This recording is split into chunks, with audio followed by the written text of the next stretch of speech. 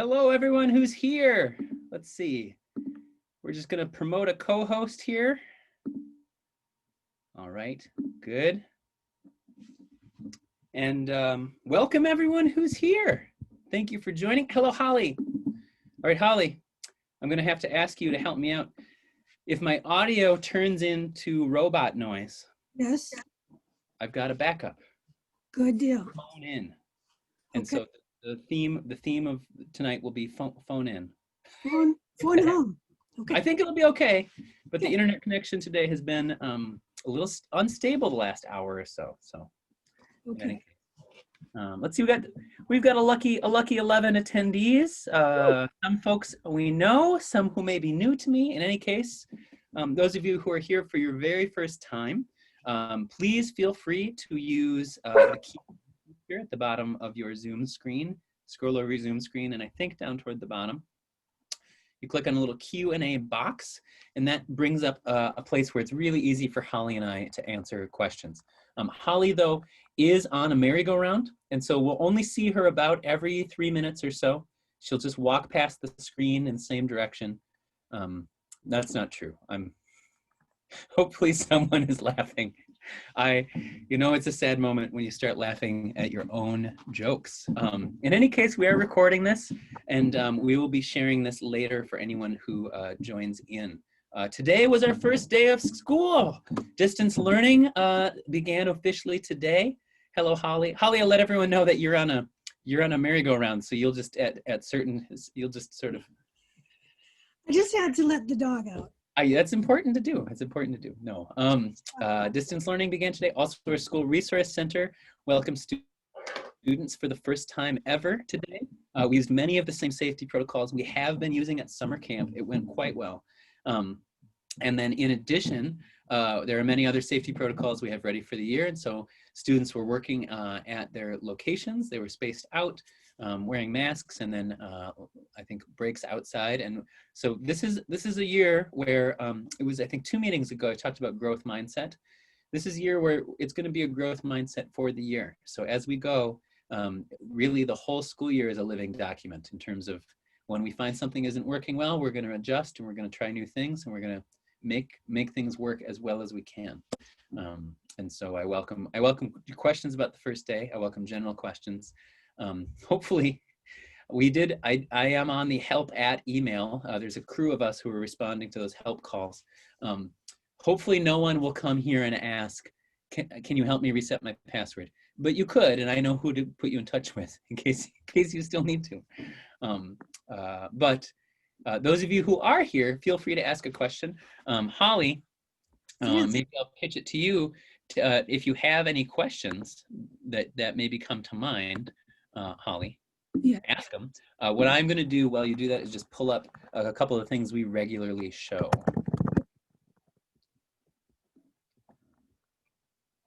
And so as I do that, I'm guessing there have been a few questions the past week about sort of what are the criteria for going from, say, distance learning to hybrid model.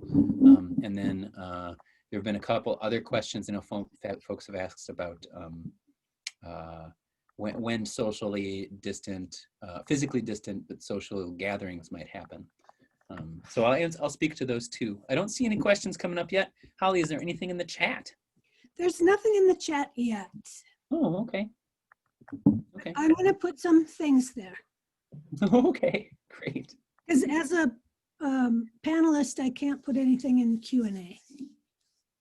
Oh, right. Which is okay. I could make you a viewer. Should we do that? It's okay. Okay. Well, folks, there's so much I could talk about. Yeah. We've had 2 board meetings in the last week, finance committee meetings, and so I'll tell you, the work of the school continues even amidst the pandemic operation.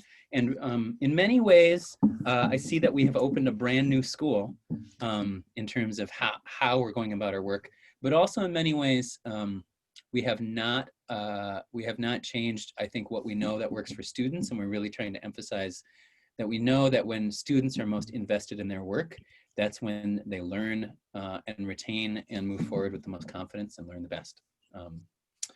So we do have a Q&A, and then Holly has a question too. Yes. So we have, I think we'll start with a question that Holly Bell has put in the chat, which is, what if my child gets a fever while at the resource center? That's a wonderful question, Holly. Thank you for asking. And specifically, all the health protocols that we have put in place this year hopefully prevent that situation from occurring, in that we want all families, especially the families who are sending their students to the resource center, to be doing regular routine health check-ins. So take your temperature at home, check in to see if any newly arisen symptoms have shown up. And then specifically, it's important, I think, that we would be catching fevers before they'd show up. But if your student is at the resource center and any of those new symptoms begin, we will immediately follow our process for contacting you, for having that student check in at the health center at school.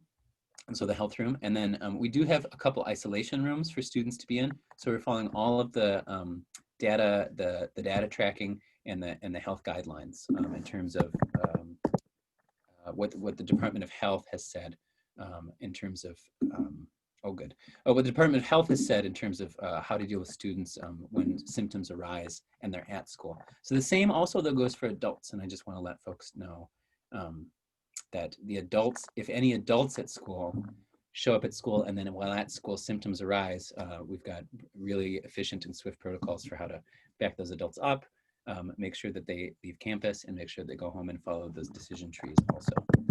So I'll just pull that decision tree up for anyone who hasn't seen it. And so it's a decision tree for people who work in schools with youth and child care centers. And then one item, say, Holly, Yes. in the midst of school opening, I just will be transparent with everybody. I have looked at the data recently, but in the midst of school opening, I do see that our chart hasn't been updated with new data per county. So while I have seen it, it hasn't been. Would you be willing if I chat you that link, Holly, to plug numbers in? Yes. Okay, great. So everyone, you're seeing the magic happen right now. Okay, Holly, I just sent you a spreadsheet, and then Holly, I'll send you the place where the Department of Health data is. I have to request access. Great. So this is the kind of front row conversation that you all rarely get to see. Holly asks for access. O'Brien opening the spreadsheet, looking for Holly's username. He found it. He's making a swift move to share the document as an editor. Holly Bell's really going to contribute with some strengths here tonight, folks. Can you tell? Can you tell I used to in fact, a lawn party was me narrating games of croquet. Ooh. I know, right? Radio works. That's what you have. Radio works, right? And then Holly, I've got one more good link for you. Okay. I'm sharing it. Okay, great. Here we go. So Holly will just take a minute, and I'll show data soon. Okay, you've got access. You've got your data sheet, Holly, side by side. Hopefully that will help. Okay. So I'll answer some questions. Let's see. For students who are in the resource center, are they being told they need to complete their daily work?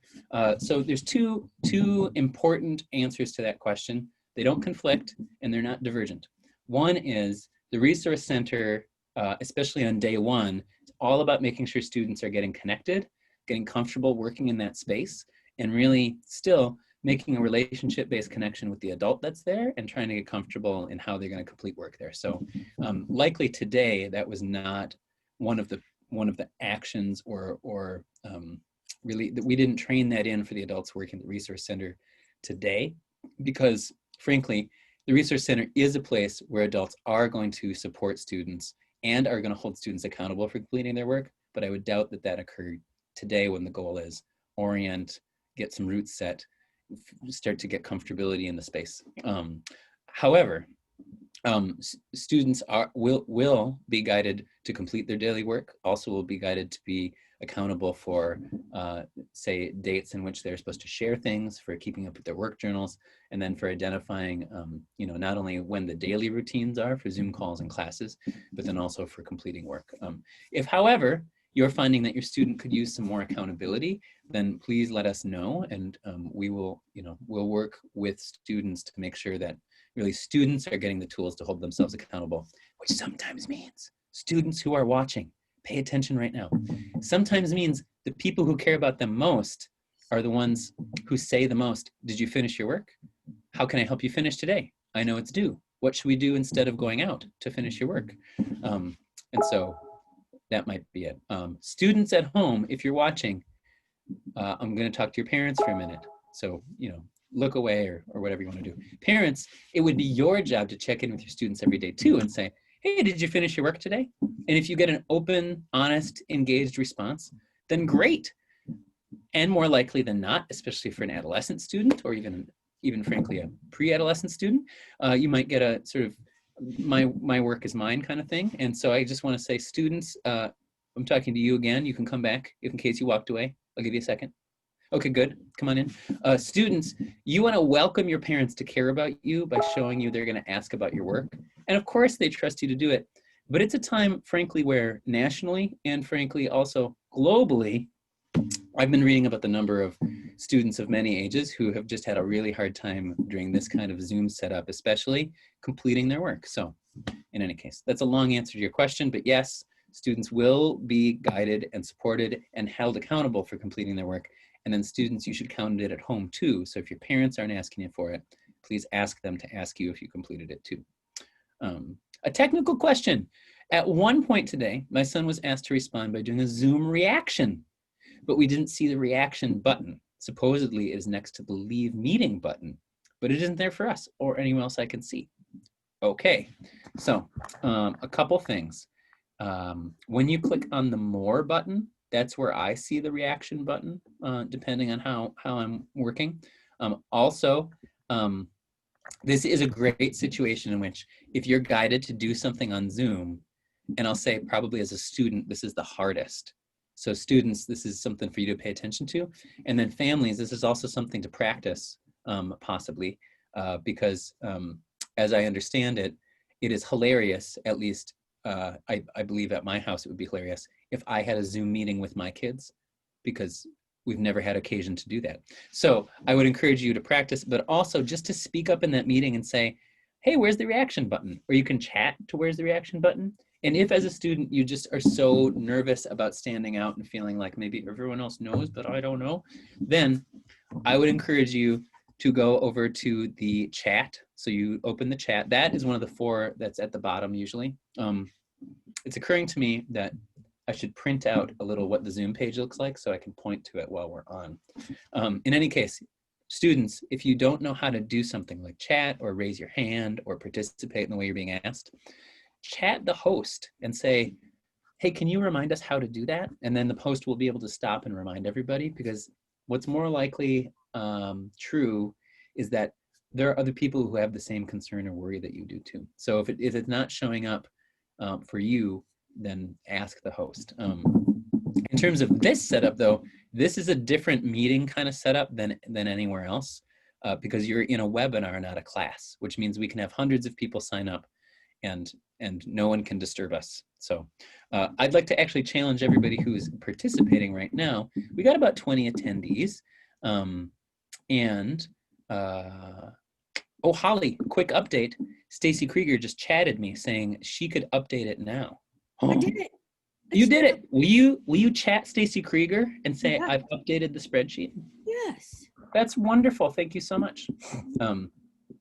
We don't work 24/7 here, folks, but the past week it's pretty darn close. In any case, I'm going to answer these questions that have been answered. I would like everyone who's here to practice something. So I'm seeing all the attendees.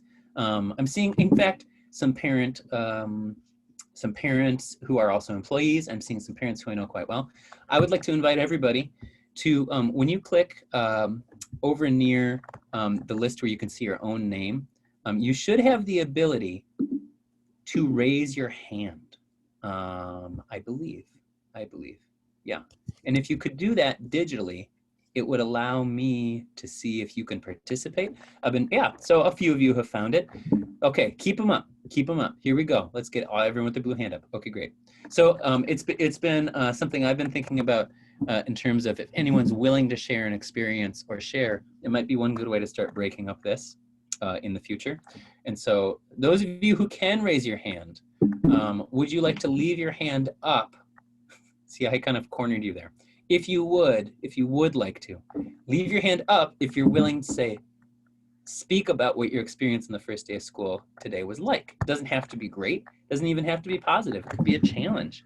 But I think folks might be interested to hear. And I've just seen a dozen more hands go up. So keep your hand up if you want to share how the first day of school was. We'll do a little roundabout where maybe for 30 seconds or so you can say what it was like at your house.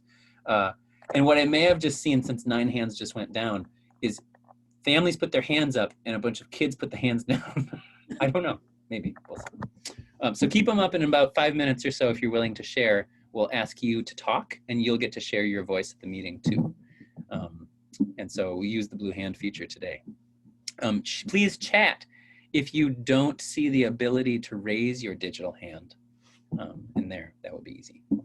Okay, another question. I know it's the first day. Child said that they didn't get to utilize their computer or follow the daily lesson today. And so if you were at the School Resource Center, I would love it if you could actually email us with your with that specific problem, so that we can follow up and make sure that the room your child is in and the adults that are supporting them know that that's to reflect on what happened today and how to make sure that changes for the future. For the person who's asking this question, I see your name, and so I can probably help you out by forwarding that information to our School Resource Center, though I don't know offhand if your student was there. And I think you're talking about the Resource Center, but if it's the first day and your child is really looking forward to using the computer or following a daily lesson, again, this first week or so is going to be about learning how to engage with each other. And so the routines will work more toward daily routines and events. And so that's my short answer. I don't want to try to guess more at what's going on there. All right, let's see. Okay, Lauren, thanks for chatting about not seeing a more button either. Yeah. It was the first day and more important things. Okay, so here's what I'm going to do. I'm just going to note that we're going to follow up with you, Lauren Hembrick, about how to get the Zoom to work. It's worth it to me. Here we go. So I'll follow up with you likely in an email, and we'll set up a way to do that. All right. And those of you who are used to seeing all the participants when you're in a webinar, one of the things that a webinar does is allows lots of people to attend, but you can only see the panelists. And so it's set up that way on purpose. Let's see.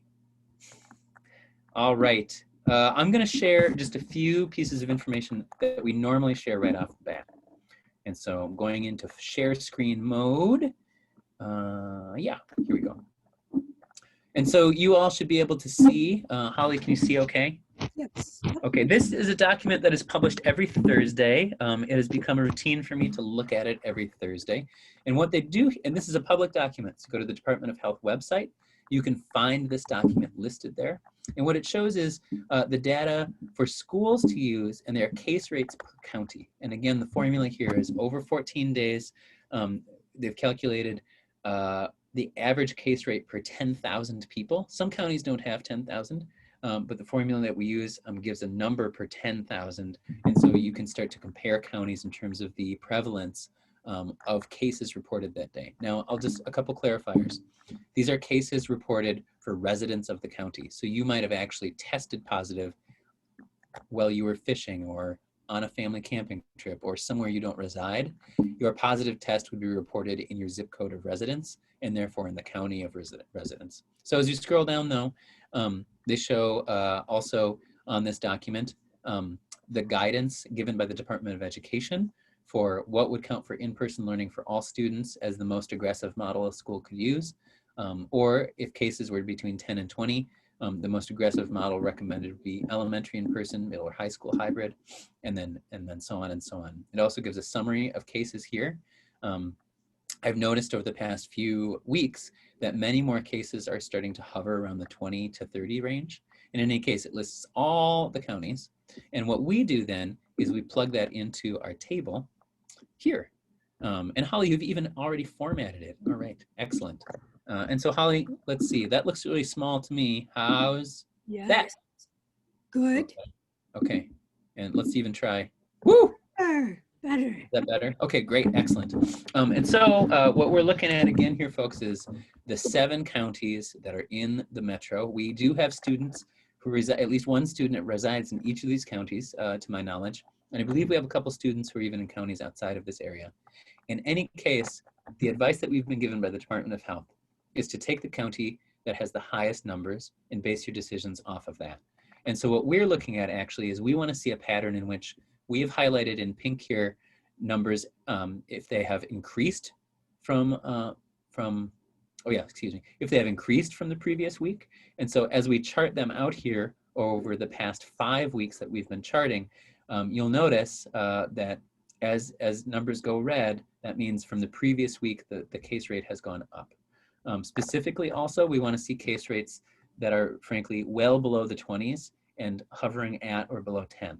And so when we see that, what we know is that those are the case rates in which contact tracing starts to be effective in terms of reducing the spread of a virus. So generally the mitigation strategies that we're using at school, mask wearing, physically distancing, of using social habits of staying apart from each other and then knowing how to not be communicable as much as possible, those help. But then another mitigation strategy is when someone tests positive, find everybody who they've been in contact with, and then ideally, if the testing is available, test them so that we know who's positive and they can stay home too. When we get to that point, this pandemic will come to an end. We're not near that point now societally, and so we have to take other steps as a school. And so what we're looking for is primarily, we want to see these numbers going down. Again, what we see here in the most recent data, 8, 9 through 22, is that in 1, 2, 3, 4 of our 7 counties, numbers from last week have gone up. Also, there has tended to be an increase generally, especially in highly populated counties, when there's an event or a holiday weekend or a time in when many people either travel or gather, even if they're socially distantly gathered. That tends to be a pattern in which more spread can happen. And so we would look, especially after this past holiday weekend, for the next couple of weeks of rates to show whether or not that holds to be true. And so in terms of just sharing the information, here, we'll go again with a larger, we'll go with a larger view. Oh, it's just a little bit too big, folks. 185, let's try that. All right, so with a larger view, what we have done is shown you here the formula that we're using, the Department of Health uses, but we're referencing. And then specifically, again, the data that's showing us here is important to keep in mind. And then as we scroll down, one thing that I'm just reminding you all of is that as there is increasing viral activity, so rates are going up from county, say from one week to another in a county, we're more likely to be distance learning, we're less likely to be in person. And again, our ability and capacity to implement mitigation strategies, the more that we're able to do that, the more likely we can move away from distance learning. And then what I have referenced is that we know from some of the best experts in the field, and this David Osterholm is a local expert that works at the Center for Infectious Disease Research and Prevention. This is a recent quote of him in the Washington Post, where infections, if they're less than 1 new case per 10,000 per people per day, would make it manageable to respond to outbreaks. And so that's a standard even much lower than what the Department of Health has said to use for going to school. And so just to know that even if numbers get low and we would decide to go to a more in-person model, we're still living through a pandemic that is not completely securable yet. So just sharing that information and then reminding folks that all the communications, if today was your first day back, you logged into distance learning, you weren't engaged in communications before this week, that Great River School website is really useful. And so the greatriverschool.org, excuse me, you're just seeing me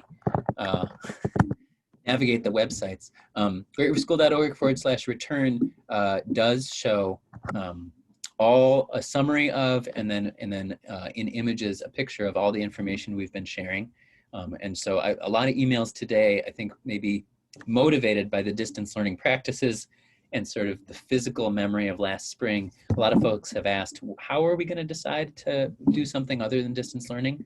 And so I'll just scroll down and also identify that we did commit to both using data, making local decisions, and reevaluating. And specifically, we're reevaluating approximately at 6-week intervals. And so you can count on, though, generally, it's going to be many weeks' notice if we were to move from distance learning to hybrid learning. And then, like many schools have experienced this fall, even last week and even today, I know of several schools who came back in a hybrid or in-person model because the data allowed it. But someone, a teacher, an administrator, a student, tested positive for COVID on the very day they opened school or last week. And so they all went to distance learning or just paused school for weeks. And so we don't want to do that. We want to be able to count on a reliable model. And so that's where we're at. So I'm going to stop sharing my screen. I know one more question came up here. Will students be expected to always upload an assignment to Schoology, even if it's done on paper? So 7th year had his journal entry assignment today and is insisting that he was told to write it in a notebook. Indeed, they were. They were told to write it in a notebook. Doesn't have to upload it into Schoology. There's a submit assignment button and a due date though, so I'm wondering if you misunderstood. I'm glad you asked this question. So again, you want to consult the guide or the adult who's involved there. My most informed guess, using my 13 years at Great River School, would be that one, handwriting, especially at certain periods of development, is really important for supporting cognition, and then also for the process of working with your hand, literally, in the world, makes you more effective at abstract thought, also at connecting ideas that previously maybe weren't connected in your mind. And then also you write just a little bit slower than you think, whereas typing can often go faster than you're able to think. And so when you're writing, a larger array of thoughts can inform what you're putting down. And so that's something we want to develop. So that's why they're told to write it. I think it's okay to click done if you've done it, and then your teacher will know. My guess is that your guide does not want to yet tell you to take a picture of that handwritten thing, but that is a common practice that we used a lot last spring, and that I could imagine starts to get used more and more. If you have the capability to, if you can get your Chromebook or your computer or whatever device you're using to do so, handwriting and then taking a picture of it is a-okay. And I know some guides will also handwrite and have a student show it to them to take a screenshot, and then the guide reads it like that too. But typing, while a wonderful skill, is not always a cognitive tool. So just to touch on that. We're going far afield in my answering today. Sometimes Holly has to like reel me in, but we don't have too many questions. In any case, I could talk about learning for a long time, folks. I'm going to go backwards. I don't know if you got this one from the chat. Okay, please do. Holly Bell asks, may I send my child to the resource center if he doesn't want to study at home? Oh, okay. So that's a good question, Holly. And I hope you're not talking about one of your 4-pod furry family members. They don't like but, this. Yeah, they're not allowed. They're not allowed. I talked to someone. What I will say is this: the older your student is, the more likely it is we can welcome them to school to support them for learning.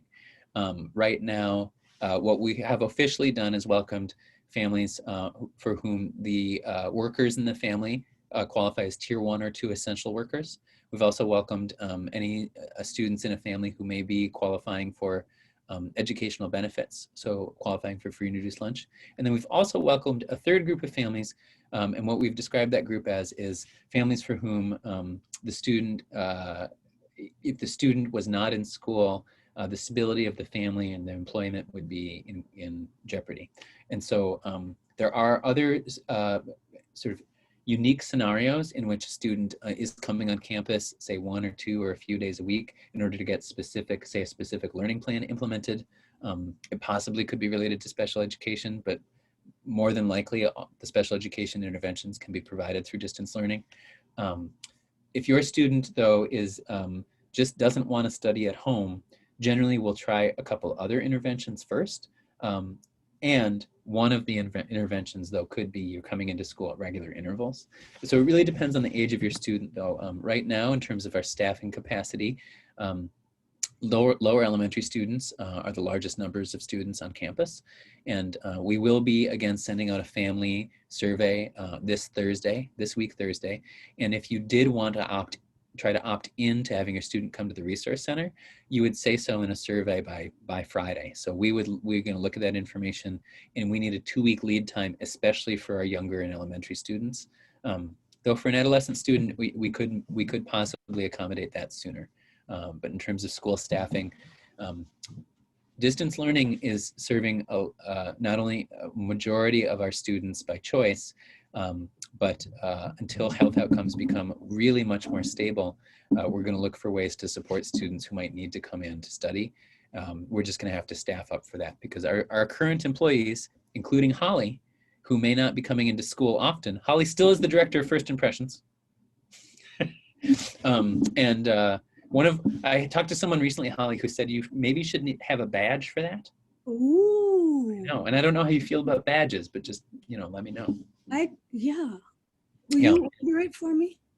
Yeah, I'll look into it. Look into smelting one and polishing it up. In any case, our employees, there isn't an employee because of distance learning that doesn't have work. And so we likely will have to add staff people to staff those positions. Though we know a lot of people who know us, who have subbed for us or worked for us in the past who are interested. And so we do have people. We're just going to have to expand out.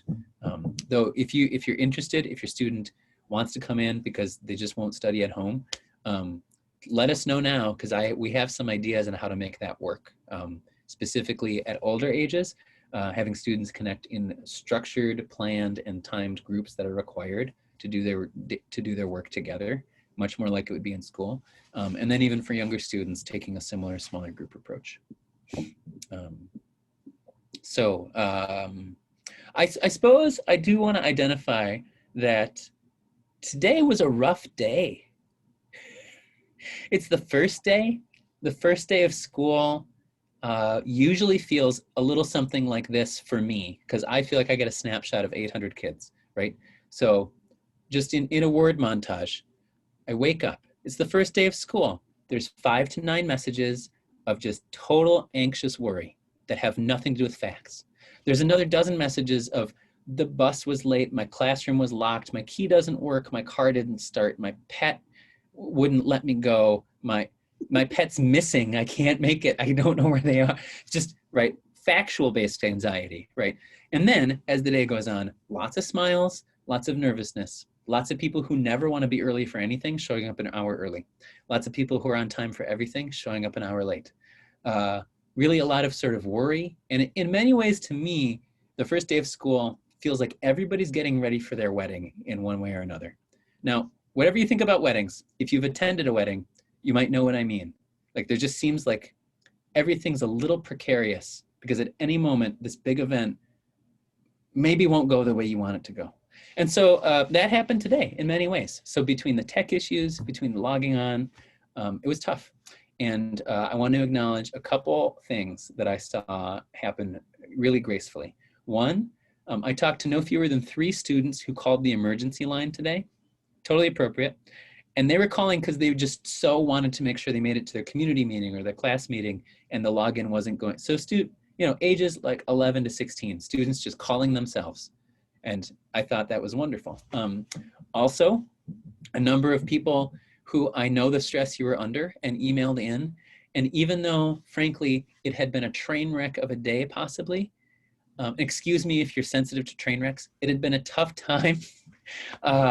You ended your emails with "thank you for all the work you're doing," which I know really helped the folks who are answering the help at emails. And so really the goal here is that we want everyone to understand that we got to do this together, and that we're all going to be learning, frankly, all year how to do it the best. And so, if we had this done perfectly, probably wouldn't be a lot of work to do.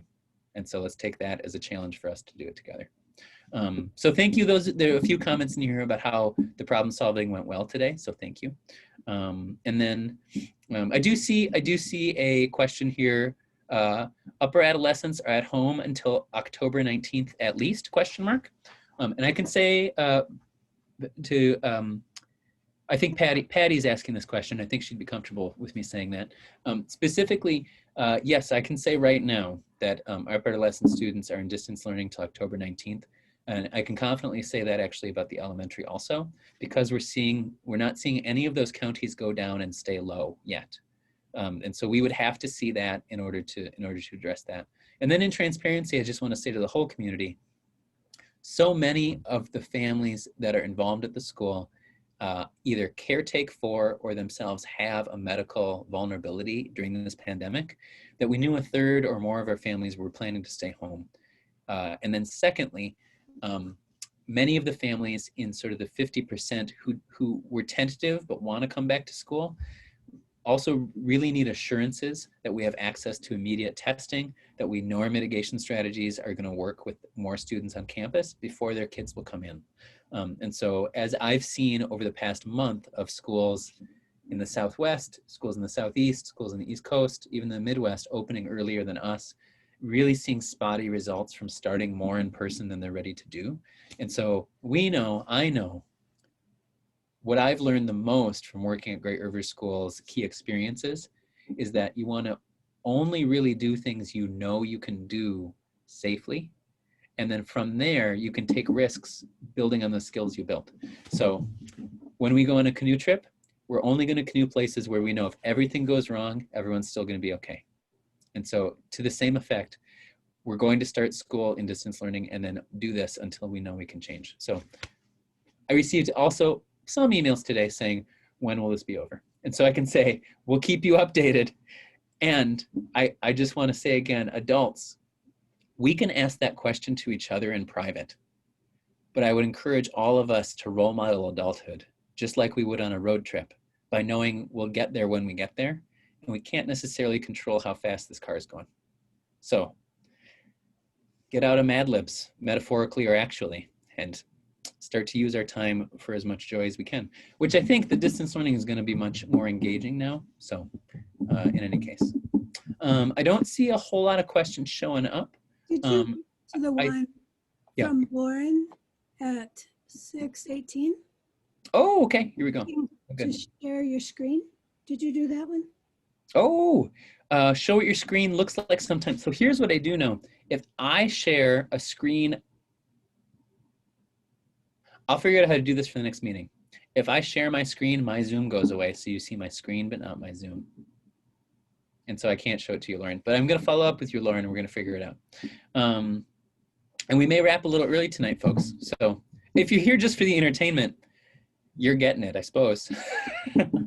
What I would like to do, though, is anyone who has their hand up still and wants to share, please put your blue hand up, and then I'm going to encourage you to talk. So I see Patty has a hand up. And if anyone else is willing to share, put their hand up. There is, let's see, and so I see Hadley, you've shared in a chat. And if you're interested in sharing what your day was like, put your hand up too. Without further ado, though, Patty, I wonder if you'd be willing to talk about what your day was like. Though if you had your hand up accidentally, feel free to just say no, and I'll move on. No, I did leave my hand up, despite what my child had to say about it. And well, it's okay. You're just speaking for yourself. they're not here anymore anyway. Yeah. But I'm really just speaking more for people who are maybe having bumps in the road. That my kiddo is in 12th grade, and we've certainly over the course of their schooling have had multiple fits and starts, I would say. Mm-hmm. And what I just want to tell you is that it gets better and it gets easier. And my kid, who has been sleeping sometimes till noon and 1, and I've been thinking, dear God, you've got school coming up, got up at, I don't know, like 6:30 or 7 this morning. I heard the shower go on. All right. And I was like, what? So, you know, if you're in those younger ages and you feel like, my gosh, like, will this click in? Will it get easier for all of us? I can say from my perspective, it will. Thank you for sharing, Patty. Mm-hmm. That is helpful for me as someone who's trying to give that advice also and living through a 12, 10, and 7-year-old of parenting. They're doing great. I'm struggling, I gotta say. So Thanks, Patty. I'll mute myself now. Okay. Sam, there is one quick question in the question and answer. Okay. Yeah. How are parents supposed to get hooked up with Schoology? Oh, Schoology. So here's just one community service I will attempt to provide.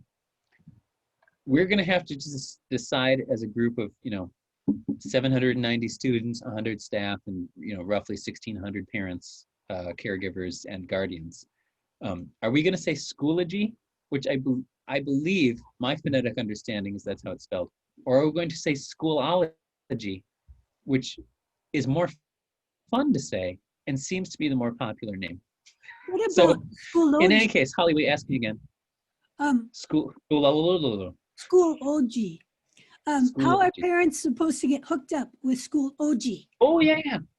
So the parent access to Schoology, or if you're west of the Rockies, Schoology, or if you're west of the Mississippi, Schoology, or I don't know who said Schoology, but a good number of respectable people will say Schoology also.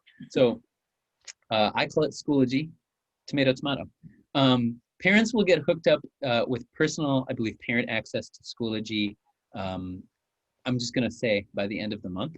And specifically, the advice for a parent portal into Schoology, say for older students, even upper elementary, is please, students, be responsible for touring Schoology for your parents, just like you give them a tour of your classroom, right? It's not your private domain that they never enter. They, in fact, love you and care for you. Give them a tour. Parents of younger students, hopefully you can access Schoology through your student portal currently. And then the transition time to Schoology has been much like boarding an international cruise, in that it takes a long time, and getting everyone correct access, frankly, has taken weeks, and I think worked okay today. And the number of people who needed to log in, I see it was often a password reset we needed to do. So to get Schoology, though, specifically, right now students access is the priority, and then we'll be adding parent access connected to the student portal by the end of the month, I believe. And I'm just gonna, I believe that's safe to answer, and if that's incorrect, I'll be eating my words next week. So. Flavorful. Yep. Hadley, I wonder, Holly, if you're willing to share how the day went for Hadley, who shared in prose there. Well, yes. Okay. Hi, Hadley. My child, hi child, wasn't able to log on to Schoology today, but did get his Zoom meeting. Yay! Hey. We figured it out tonight, but I was bummed that there wasn't more tech support on site. Being on site felt hectic for me, as I was helping kiddos logging in all morning when that wasn't my role per se.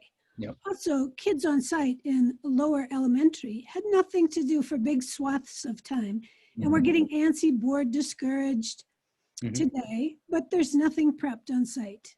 I sent him with a Rubik's Cube and other things anticipating this, but toys aren't allowed, so he became a bit discouraged at that point.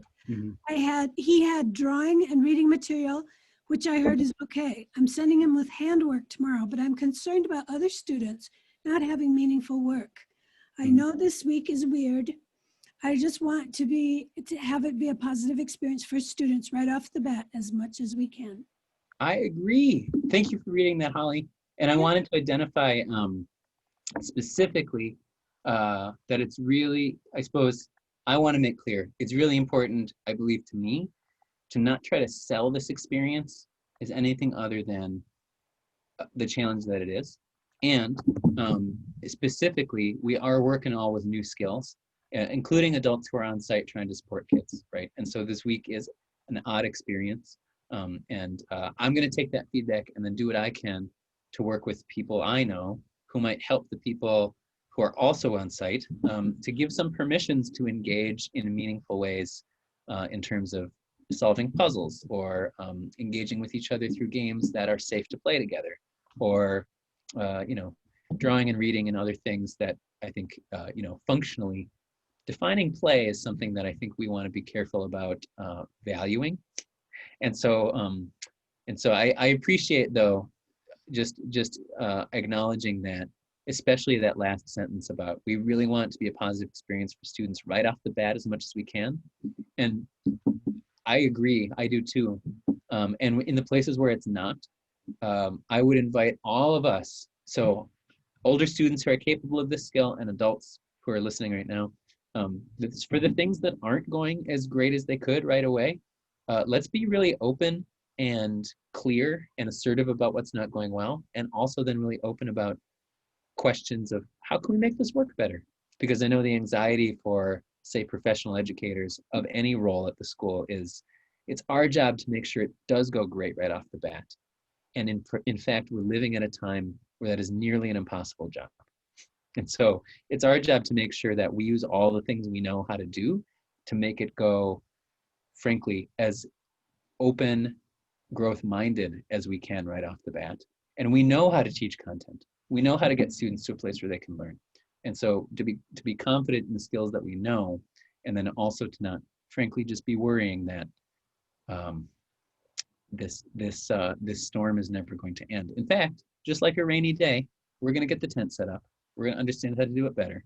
And I appreciate, though, hearing when it's not going well, and then sharing openly with each other that we can. When I was on a parent support call for Lower L parents a couple weeks ago, it was really useful for parents, and me included, to hear what was not going well at home, and then also to start identifying, is there anything we can do about that? And if there is, great. And if there's not, how can we develop some tools to maybe acknowledge and live with that and know when it'll pass, right? So on that note, I know that Kathleen Erickson is hosting another Lower L Parent Support Night tomorrow night for Lower L parents.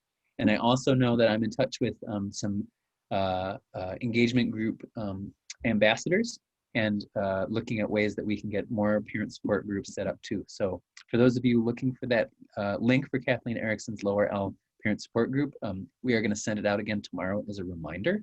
And it's 8:30 p.m. to 9, I believe, or 9:30 p.m. In any case, we're looking for a post sleepy time for parents to be in support for each other. Any updated supply lists? I do believe there are a few updated supply lists, so we will make sure that those get reminded or resent out Thursday in the newsletter. And if you are wondering about your supply list, if you're in elementary, email the guide.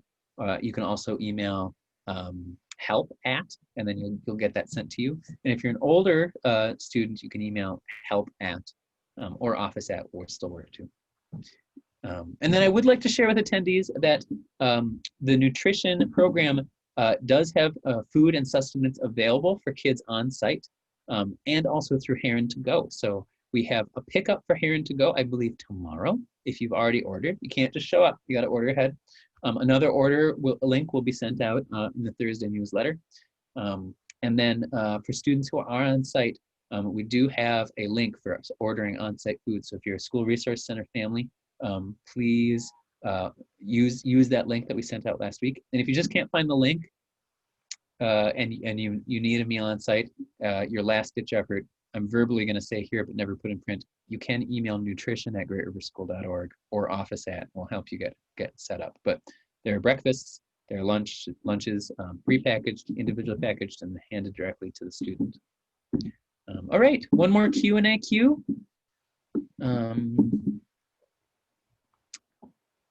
I was wondering that parents can send kids to the Resource Center with things like Duolingo or Chrome Music Lab bookmarked on their computers, and give permission for them to do that when they have finished their coursework. I love that suggestion, and in fact, I will bring it to the School Resource Center team, and we will look at ways that we can be, frankly, growth mindset about ways to engage ourselves and each other in learning. So I appreciate that. Holly, anything you think you want to say before we sign off here? I want to thank everyone for coming here tonight. And I want to say blessings upon you for the second day of school tomorrow. Yes, yes. That's a phrase at our household, Holly. I didn't know if you knew that. Yes, yes. But that's often it's almost like a good night thing. Oh, sometimes. I know. So I joined Holly. I could be in your family. You could be. You could. I would like to wish everyone a tailwind and an uplifting feeling. And when you wake up tomorrow, may it feel maybe less like a tenuous, high stakes event, and may it feel like, okay, we can do this. It's a light rain out there. Let's put on our rain slickers. We can do this. And so as we build those skills, do speak up if things are not coming as easily as you'd like them. And then one thing that I noticed is that the feeling of mourning and or a bit of grief was stronger today than it was yesterday, or that it even was over the summer, because it was a bit of a reminder today of some of the things that we don't get to do that we want to. So just want to acknowledge it's okay, in fact, expected to have that feeling. And then I would say, much like Patty said earlier in sharing, and thank you for sharing, Patty, just like in the long run, things will get better. Even in this longer run, this year, even through distance learning for the next number of weeks that we'll have to engage in it, the way that we go about it, we don't have to worry if it's going to be like this forever, quote unquote, because it won't. In fact, we'll learn ways to deal with what is happening now and make it better. So it's okay to be sad today, and you don't have to worry that you're going to be sad all year because of it. You can just feel it a little bit. So in any case, thank you, Holly. Thanks for joining me. You're welcome. Thank you, everybody who's been here, and good night. And good luck. Do we say that? I'll say that once. Okay. Sure. Okay. Someone else used that first. Okay, bye all.